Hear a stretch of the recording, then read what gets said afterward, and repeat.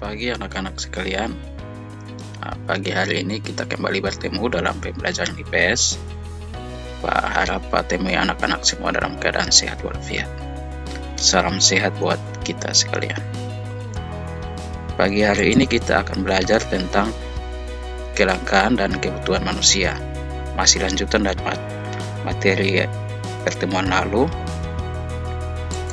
dengan kompetensi dasar, yaitu menganalisis konsep interaksi antar manusia dengan ruang sehingga menghasilkan berbagai kegiatan ekonomi, baik itu produksi, distribusi, konsumsi, penawaran dan permintaan, serta interaksi antar ruang untuk keberlangsungan kehidupan ekonomi, sosial, dan budaya Indonesia.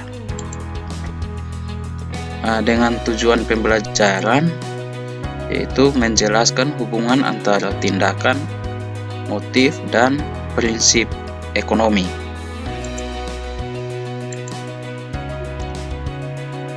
Kita mulai dengan materi kita, tindakan, motif, dan prinsip ekonomi.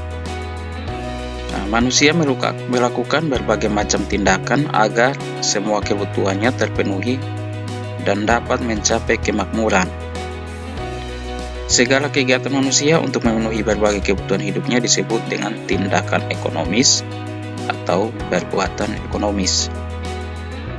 Tujuan dari tindakan ekonomis adalah untuk mengendalikan agar pengeluaran tidak melebihi pendapatan. Apa saja yang termasuk dalam tindakan ekonomi? Contoh tindakan ekonomi. Misalnya, ibu pergi berbelanja ke pasar, kemudian berolahraga, kemudian belajar.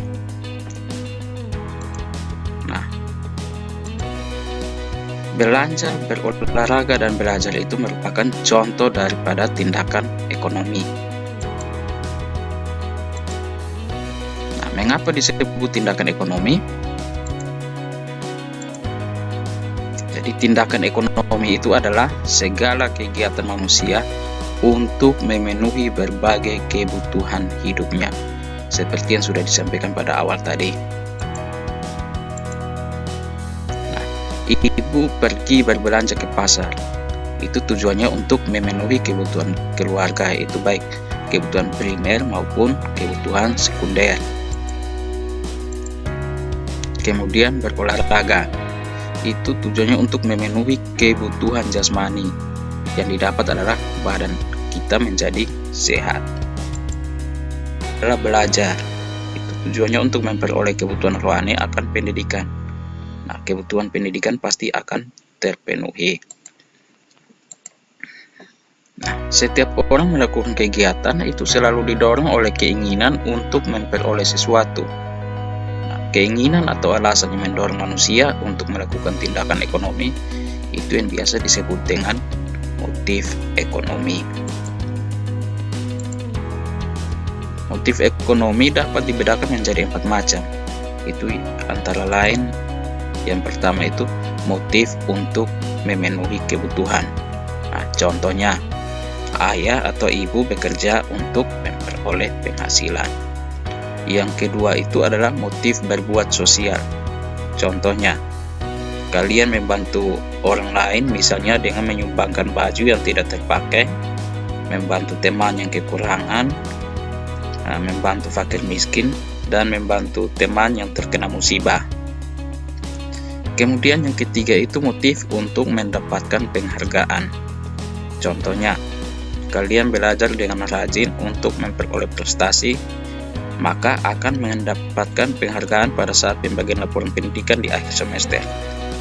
Penghargaan itu bisa berupa ranking ataupun piala. Yang keempat itu adalah motif untuk memperoleh kekuasaan. Contohnya, seorang pengusaha akan terus melakukan kegiatan untuk mengembangkan usahanya agar mereka memperoleh uang yang banyak sehingga mereka dihargai oleh masyarakat sekitarnya. Untuk melakukan tindakan ekonomi harus menerapkan prinsip ekonomi. Nah, apa itu prinsip ekonomi?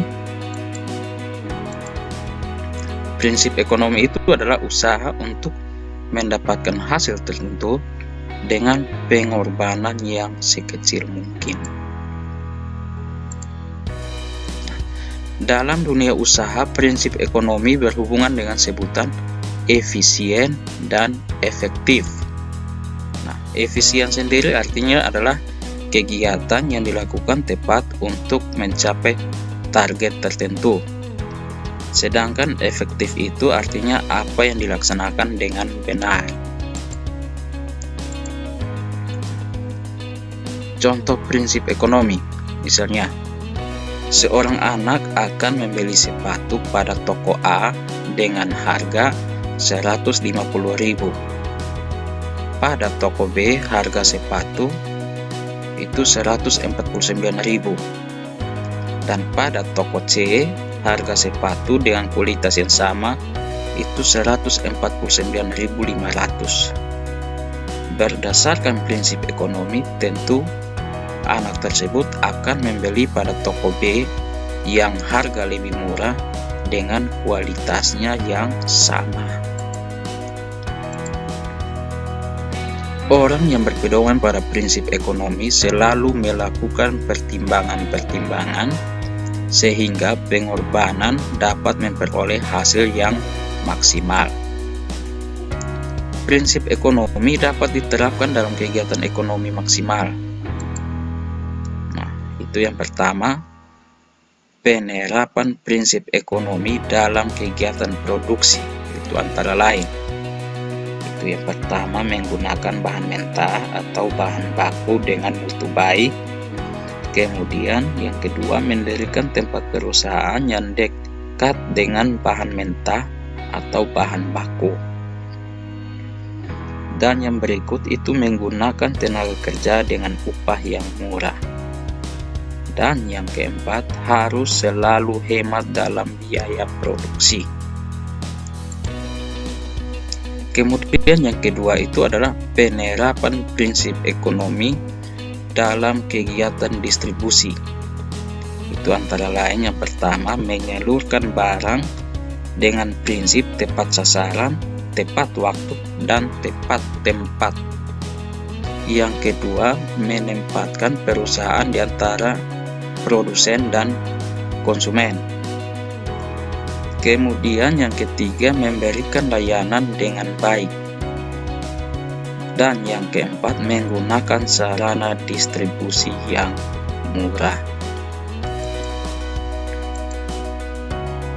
Kemudian yang ketiga itu adalah penerapan prinsip ekonomi dalam kegiatan konsumsi. Itu antara lain yang pertama, membeli barang dengan memilih terlebih dahulu. Kemudian yang kedua, memilih barang yang kualitasnya bagus. Dan yang ketiga, membeli barang sesuai dengan yang direncanakan. Dan yang keempat, setiap awal bulan selalu membuat daftar kebutuhan berdasarkan skala prioritas. Nah, anak-anak, sampai di sini pertemuan kita pada pagi hari ini. Tetap di rumah, patuhi protokol kesehatan. Sampai bertemu pada pertemuan selanjutnya. Terima kasih.